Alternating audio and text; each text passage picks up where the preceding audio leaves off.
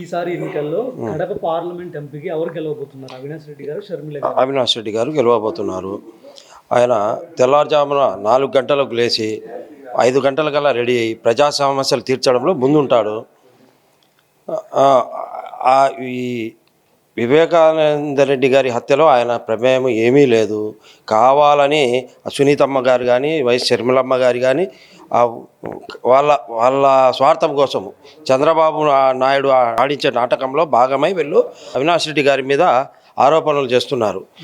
చంపినోడు దస్తగిరి అనే వ్యక్తికి బెయిల్ ఇప్పించి బయట తిప్పుతున్నారు. ఈయన మీద లేనిపోని ఆరోపణలు చేసి వాళ్ళ వ్యక్తిగత అవసరాలు ఎలక్షన్లలో వాళ్ళ వ్యక్తిగత అవసరాలు తీర్చుకోవడానికి ఈయన మీద లేని ఆరోపణలు చేస్తూ ఈ ఆరోపణల మీద ప్రజలేమనుకుంటున్నారండి? ప్రజలలో ఎటువంటి అపోహ అవినాష్ రెడ్డి గారి మీద లేదు. ఇదేదో వాళ్ళ వ్యక్తిగతము.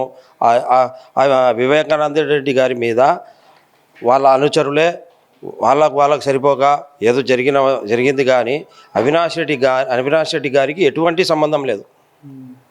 షర్మిల గారు మాజీ ముఖ్యమంత్రి కుమార్తె, అన్యాయం జరిగిందని ఆమె తిరిగింది కదా.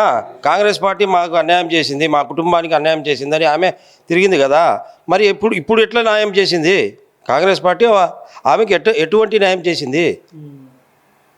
ఆమె తిరిగింది కదా, మా కుటుంబానికి అన్యాయం జరిగింది. ఏం న్యాయము? ఎవరికి న్యాయము?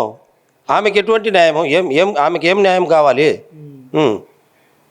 ఆమె స్వార్థం చూసుకొని కాంగ్రెస్ పార్టీలో చేరి అన్యాయం చేసిన పార్టీ, వాళ్ళ కుటుంబానికి అన్యాయం చేసిన పార్టీలో చేరి ఈరోజు లేనిపోని ఆరోపణలు చేస్తూ అవినాష్ రెడ్డి గారి మీద, జగన్మోహన్ రెడ్డి గారి మీద ఆమె లేనిపోని దుష్ప్రచారాలు చేస్తుంది. అది చాలా తప్పు.